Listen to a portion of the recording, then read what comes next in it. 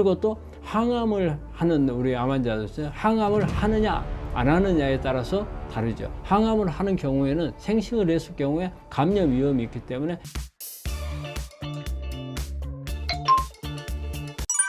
암 환자 단백질, 어떤 식품을 먹는 게 좋을까요? 이제 우리 필수 아미노산이라는 것은 우리 몸에서 만들지 못하는 아미노산을 필수 아미노산이라고 하죠. 바깥에서 들어와야만 되는 이런 부분들이기 때문에 그런 이제 우리 암 환자들한테 필수 아미노산은 이제 한 10가지 정도의 필수 아미노산이 있어요. 그래서 이제 그걸 이제 나열해야 그거는 큰 이제 의미가 없는데, 그래서 이런 필수 아미노산을 섭취하기 위해서 우리가 일반적으로 이제 먹는 음식상에서 채식을 먹느냐, 육식을 먹느냐, 이 이야기가 이제 그 아미노산하고 관련돼서 나오거든요.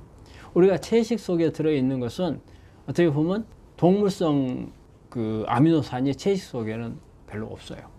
우리가 특히 이제 동물하고 식물하고 차이가 뭐냐면, 동물은 호르몬을 만드는 그런 아미노산들이 있어요. 근데 식물에는 이 호르몬을 만드는 아미노산이 없어요. 그래서 이제 이런 거에 이제 보통 뭐 트립토판이라든지 뭐 페닐알라닌이라든지 이런 이제 몇 가지 동물성 아미노산이 있거든요. 그래서 이제 이거는 우리 이제 몸에 이제 들어와야 되는 거거든요. 아미노산, 암 환자들한테서 필수 아미노산 이런 개념을 따지면 이제 이런 부분들, 동물성 이런 부분들을 그냥 육류고 아무것도 상관이 없이 먹는 사람들 이런 거 따질 필요도 없어요. 되게 이제 특히 이제 채식을 하고자 하는 사람들 한테서 이제 이런 부분이 이제 나오는 거예요. 그래서 이제 이럴 경우에는 이런 동물성 그 아미노산이 약간은 필요하거든요. 이런 부분들은 따로 보충을 좀 할 수 있으면 그 방법도 괜찮고요. 또 뭐냐면 우리가 채식을 완전 100% 우리 비건처럼 달걀도 먹지 않는 이런 방법들을 쓰는 것도 저는 그렇게 아주 좋은 방법이라고 생각하지는 않아요. 그러면은 우리가 이제 베지터리안이라는 용어를 쓰죠. 비건은 달걀도 먹지 않는 사람. 이게 아예 육식이라고 생각되는 것은 손도 안 대는 사람들이 비건이죠. 근데 이제 베지테리언이라는 것은 채식을 먹지만 달걀 정도는 이런 동물성 아미노산을 얻기 위해서 달걀 정도는 먹는 것을 베지테리언이라고 하거든요. 그래서 저는 차라리 달걀 정도는 먹는, 또 아니면 유제품 정도를 조금씩. 근데 유제품은 사실 호불호가 상당히 많이 있어요. 그래서 암 환자들한테 도움이 될 수도 있고 되지 않을 경우도 있거든요. 그래서 유제품은 우유라든지 유제품을 먹어서 아주 소화력도 괜찮고 잘 받아들일 수 있는 사람들은 조금 먹는 건 괜찮을 수 있고요. 그렇지 않으면 저는 생선류를 조금 섭취하도록 해요. 생선 속에부터는 이제 그런 이제 동물성 아미노산들이 있거든요. 그래서 뭐 자주 매끈히 먹는 것보다는 한 일주일에 한 2-3번 정도의 생선을 보충을 하면은 충분히 그런 동물성 아미노산 보충이 가능하거든요. 그래서 우리가 바깥에서 우리 몸에 들어와야 되는 것을 아미노산을 필수 아미노산이라 하는데, 우리 암 환자들이 문제 되는 것은 특히 그렇게 말한 호르몬을 만드는 신경 호르몬이나 우리 몸에서 일상적으로 사용하는 그런 호르몬을 만드는 재료가 되는 이런 아미노산의 문제인데, 이런 달걀이나 생선류를 통해서 필수 아미노산을 섭취하는 게 좋을 거라고 봅니다. 채소 과일 섭취, 생으로 먹는 게 좋을까요? 익혀서 먹는 게 좋을까요? 우리가 야채나 과일을 먹을 때 있어서 생식으로 먹을 때하고 익혀서 먹을 때하고 차이점이 있죠. 그러면 이제 우리가 생식을 먹을 때는 이제 되게 수용성 물질들이 우리 몸에 어떤 그 파괴되지 않고 들어오기가 좋은 이제 그런 부분이죠. 그런데 이제 우리가 되게 이제 익혀서 먹는 거는 지용성 성분들을 먹기 위해서 익혀서 먹는 거예요. 그렇기 때문에 무조건 생식이다, 무조건 화식이다, 이렇게 구분하는 것은 아니라고 봐요. 그러면은 우리가 목적에 따라서 좀 다르다고 봐요. 예를 들어 가지고 내가 항산화 뭐 기능식품이라든지 이런 것을 먹는 게 많아. 그렇다면 내 몸에 어떤 지용성 성분들이, 지용성 비타민 이런 부분들이 난 더 필요한 것 같아. 그럼 익혀서 먹는 것, 특히 우리가 익혀서 먹어갖고 도움이 되는 것들이, 지용성 비타민이 많은 것들이 뭐예요? 토마토 같은 경우는 라이코펜, 비타민 A거든요. A 성분이에요. 그러면 이거는 그냥 생식으로 먹는 것보다는 익혀서 먹는 게 훨씬 몸 안에 흡수율이 좋거든요. 이럴 때는 이렇게 익혀서 먹고, 우리 토마토 익혀서 먹는 사람들이 많아요. 그런 부분. 그리고 비트도 마찬가지예요. 비트도 비타민 C가 많고 또 여러 가지 지용성 이런 비타민들도 있거든요. 그러면 내가 내 목적에 따라서 우리가 비타민 C라든지 비타민 B나 그냥 수용성으로 이제 열이 가해지 뭐 파괴되기 쉬운 이런 부분들은 가능한 생식으로 먹는 게 좋겠죠. 하지만 내가 목적이 어떤 지용성 성분들, 비타민 D라든지 비타민 A라든지 그다음에 비타민 E라든지 이런 부분들을 얻기를 원하고 이런 경우에는 익혀서 먹는 게 낫고, 그리고 또 항암을 하는 우리 암 환자들 항암을 하느냐 안 하느냐에 따라서 다르죠. 항암을 하는 경우에는 생식을 했을 경우에 감염 위험이 있기 때문에 가능한 한 화식 익혀서 먹는 게 도움이 될 거고, 그런데 항암을 하지 않는 경우에 있어서는 하는 방법이 방금 제가 말씀드렸던 것처럼 어떤 목적이냐에 따라서 다를 수도 있고, 무조건 생식이 좋다, 또 화식이 좋다, 또 생식의 단점이 또 있어요. 생식의 단점은 거친 게 많거든요. 거친 게 많아서 위라든지 이런 부분들에 좋지 않을 수가 있어요. 특히 우리 암 환자들이 여러 가지 약도 많이 먹고 뭐 항암제 쓰고 뭐 방사선하고 그러면 장 기능이 막 떨어져 있는데 어쨌든 생식을 많이 하게 되면 거북스러운 부분들이 있죠. 이럴 때는 익혀서 먹는 게 도움이 되고, 그래서 음식을 먹는 데 있어서 나는 생식을 한다, 나는 화식을 한다 이렇게 구분할 게 아니고 필요에 따라서 우리 암 환자들은 여러 가지 환경 변화가 와요. 내가 관해된 상태에서 환경, 어떤 내가 지금 치료를 하는 과정에 있어서 환경, 이런 부분들이 다 다르거든요. 그래서 그런 부분들을 고려해서 하는 게 낫지 뭐가 좋다, 뭐가 나쁘다 이렇게 가는 것은 아니라고 봅니다. 구독자님이 댓글로 남겨주신 질문입니다. 원장님, 채소 가루로 만들어 먹어도 괜찮을까요? 저 이거 권합니다. 왜냐하면 우리가 채소를 사실 하루에 필요한 게 우리가 식이섬유를 한 40g 정도, 채식으로 따지면은 우리가 야채로 따지면 한 400g 정도 되거든요. 우리 채소 속에는 물이 90%예요. 고용 성분이 10%밖에 안 되거든요. 그러면 이제 가루로 만든다고 해서 이거 말린 거잖아요. 수분을 다 빼버린 거거든요. 그러면은 적은 양을 가지고 큰 효과를 낼 수가 있거든요. 그래서 또 이게 줄기가 이게 있으면은 이게 우리 몸 안에서 소화가 잘 안 되는데 이걸 가루로 내면은 훨씬 더 흡수율도 좋고 또 소화도 좀 더 잘 되잖아요. 그래서 가루로 먹는 게 저는 나쁘다고 생각을 안 해요. 하지만 이제 이때 뭐냐면 이게 가루로 만들 때 어떤 방법으로 할 건지, 되게 이제 말려 가지고 하는데 말릴 때 햇빛에서 아주 잘 말리는 게 이제 좋겠고, 그래서 이제 우리가 이런 부분들을 제품으로 만들어 쓰기도 하거든요. 이거는 이제 우리가 동결 건조를 시켜요. 그리고 이제 나노로 분해를 해버리는 이런 방법들을 쓰게 되면 아주 적은 양을 가지고도 우리가 하루에 필요한 400g 이상의 효과를 낼 수가 있거든요. 근데 우리 환자분이 지금 가루로 내서 먹는 것도 나쁜 방법은 아닙니다. 그래서 이거는 좋은데, 일단 이제 되게 이제 비타민 C 같은 것은 이제 이렇게 동결 건조를 하면 비타민 C가 파괴가 안 됩니다. 근데 그냥 말리는 경우는 비타민 C는 파괴가 돼요. 그러니까 그런 부분들은 다른 데서 섭취를 하면 될 거고, 그래서 이거는 저는 그렇게 나쁜 방법은 아니고 좋은 방법이라고 생각을 합니다. 구독자분들께 해주고 싶은 말씀이 있으신가요?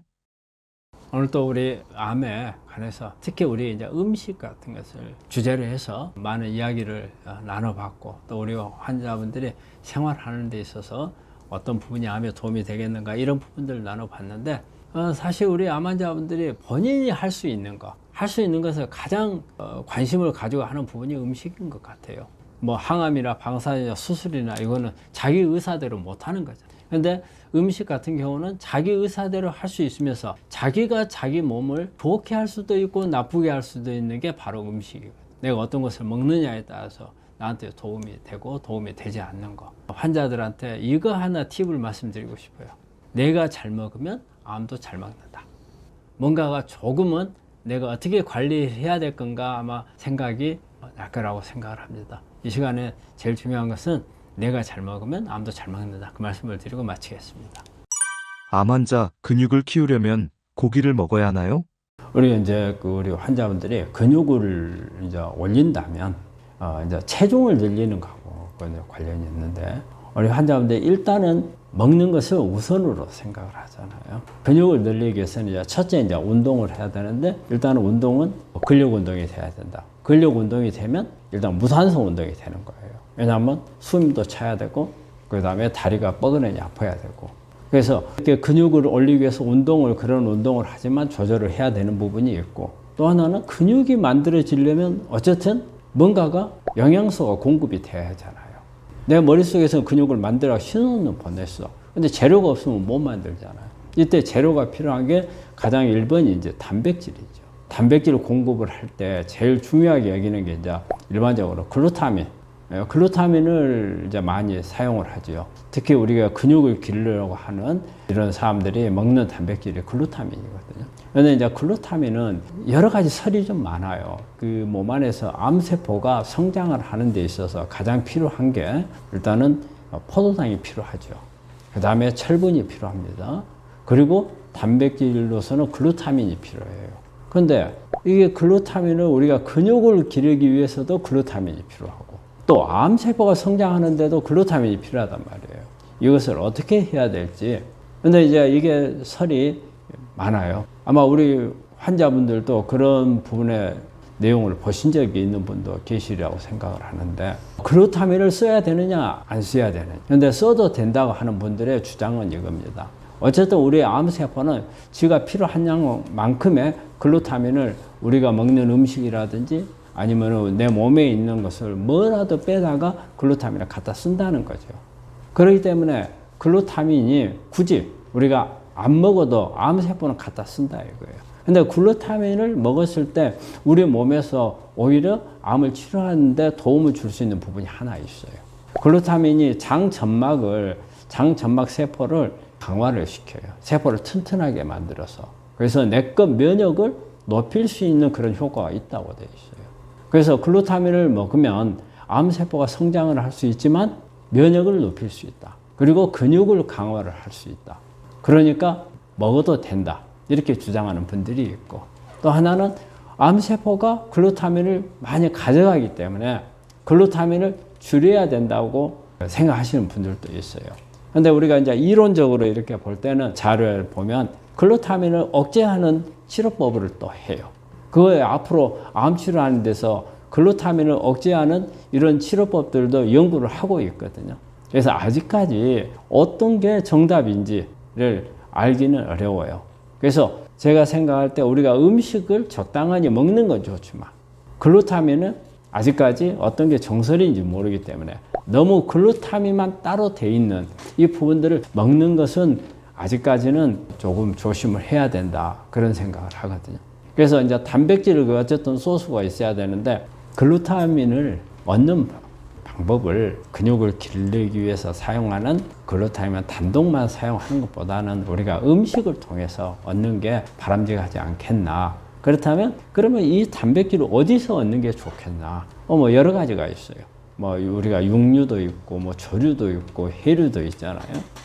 그런데 저는 가능하면 생선 종류를 통해서 얻는 게 좋겠고 그 다음에 식물성에서 얻는 게 좋으리라고 보고요. 육류는 가장 어떻게 보면은 우리가 쉽게 얻고 양을 많이 얻을 수는 있지만 여러 가지 안 좋은 부분들도 있기 때문에 그래서 얻는 방법은 우리 환자분들이 가능한 채식이나 아니면 꼭 굳이 육식 계통을 한다면 생선 종류를 하는 게 좋겠고. 근데 이제 이거 하나 있어요. 우리가 그 다이어트 할 때 우리 다이어트를 하려고 하는 분들이 잘 먹는 것 중에 하나가 있죠. 그게 어떤 겁니까? 바로 닭가슴살이죠. 닭가슴살은 사실은 칼로리를 얻는 단백질이라든지 이런 부분들을 얻기보다는 주 목적이 닭 날개 세포 속에 들어있는 미토콘드리아를 얻기 위해서 닭 날개를 먹는 거거든요. 우리가 일반적인 세포는 대개 미토콘드리아가 세포 하나에 한 3,000개 정도 미토콘드리아가 있다고 그래요. 닭 날개에 있는 세포들은 약 한 10만 개 정도의 미토콘드리아를 가지고 있어요. 엄청 많은 미토콘드리아죠. 이 미토콘드리아가 먹었을 때 엄청나게 미토콘드리아에서 에너지를 만드는 게 많아지잖아요. 그러니까 우리가 먹는 음식을 다 써버리는 거죠. 그래서 남아가지고 체중 증가를 할 수 있는 부분들을 없애버리기 때문에 다이어트 할 때 닭 날개를 쓰는 거거든요. 여기에서 말하는 닭 날개 속에 들어있는 미토콘드리아. 사실 근육이 길러지려면 이 미토콘드리아 기능이 충분해야 됩니다. 그래서 미토콘드리아를 강화시킬 수 있는 부분. 근데 닭 날개를 하면은 우리가 다이어트를 해서 살을 빼려고 하는 사람들 입장에서는 좋겠지만 암 환자들한테는 1순위는 아닌 것 같아요. 그럼 미토콘드리아를 강화시키는 방법이 뭐냐면요. 비타민 B 계통입니다. 비타민 B.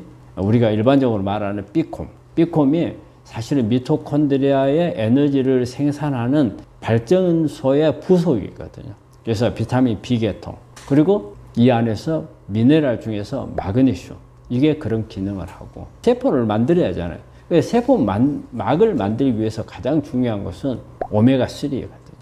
그래서 오메가3가 세포 막을 튼튼하게 만들면서 염증을 줄여서 암을 억제할 수 있는 그런 부분들을 하거든요. 그래서 근육을 기르기 위해서는 이렇게 운동을 해야 되고, 그리고 여기에 재료가 되는 영양소를 공급을 해야 되는데, 그 중에서 중요한 게 미토콘드리아를 강화시킬 수 있는 영양소를 같이 공급을 해주고, 그리고 또 세포를 갖다가 막을 튼튼하게 만드는 불포화 지방산, 특히 이제 오메가3 계통을 이제 많이 먹는 게 도움이 되고, 그리고 운동을 하다 보면 잘못하면은 이게 탈수가 될 가능성이 있거든요. 그러기 위해서는 물을 많이 섭취해야 되고, 또 운동을 하면서 만들어지는 산화물들이 많이 만들어져요. 이 부분들을 제거할 수 있는 항산화. 그래야 되면 우리가 야채라든지 이런 과일이라든지 비타민 C라든지 이런 부분들, 우리 항산화 물질이 많은 이런 부분들을 같이 섭취를 해야 제대로 된 근육을 기를 수가 있어요. 그러니까 우리가 근육을 기른다는 것은 우리 환자분들이 체중 늘리는 방법의 근육 강화 개념이 중요한 거거든요. 그래서 이때는 운동만 가지고 되는 건 아니고 이런 영양소 공급도 같이 되어야 된다는 거죠. 그래서 종합적으로 해야 됩니다. 그래서 이게 그냥 주먹구구식으로 되는 것은 아니라고 봐요. 그래서 여러분들이 근육을 강화할 수 있는 어떤 방법들을 나름대로 주변에서 도와줄 수 있는 분이 있으면 그분들의 도움을 좀 받고, 또 그럴 사람이 없으면요, 자료들을 언론 매체를 통해서 나오는 자료를 통해서 터득을 하는 것도 하나의 방법이고, 저희도 이런 부분에서 과학적인 시스템을 개발을 하고 있습니다. 그래서 그런 부분들을 대해서 좀 더 자세히 이렇게 알려주는 그런 기획도 저희가 좀 하고 있습니다.